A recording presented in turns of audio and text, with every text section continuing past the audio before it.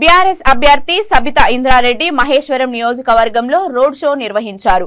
వారితో పాటు మాజీ ఎమ్మెల్యే తీగల కృష్ణారెడ్డి, మాజీ SC ST commission member Cheelakamarri Narasimha పాల్గొన్నారు. ఈ సందర్భంగా చీలకమర్రి నరసింహ మాట్లాడుతూ 14 సంవత్సరాలు కేసీఆర్ పోరాడి తెచ్చిన తెలంగాణను సంక్షేమ అభివృద్ధి నిర్వహణలో తీసుకువెళ్లారని కొనియాడారు.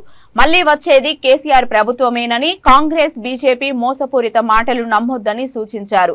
సబితా ఇంద్రారెడ్డికి ఓటు వేసి భారీ మెజారిటీతో గెలిపించాలని పేర్కొన్నారు.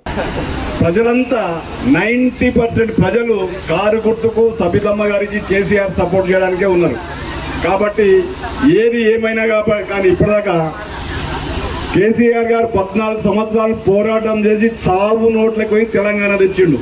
కొంతమంది విధవలు మాట్లాడుతున్నారు కాదు కేసీఆర్ గారు ఏం చేసిరని. కేసీఆర్ గారి వాళ్ళకు ముఖం మీద కొట్టినట్టు చెప్పిండు. కేసీఆర్ తెలంగాణ దేవడమే ఒక సక్సెస్ కదా.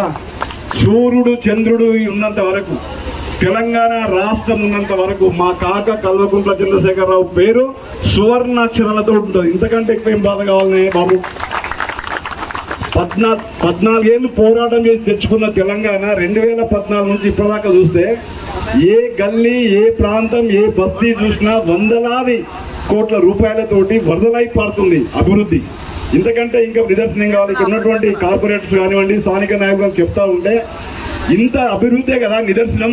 తెలంగాణ రాష్ట్రం ఏర్పడక ముందు 75 ఏళ్లలో ఆంధ్ర వలసవాళ్ళ చేతిలో మోసపోయిన సంగతి మనందరూ తెలుసు.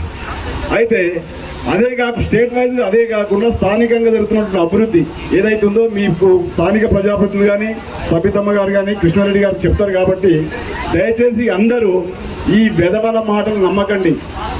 బీజేపీ కాంగ్రెస్ ఇలా వస్తారు పోతారు. మీతోటి ఉండేది కేసీఆర్ గారు, మీతోటి ఉండేది సబితమ్మ. 24 గంటలు మీకు సేవ చేసే సబితమ్మ, స్థానిక నాయకులు.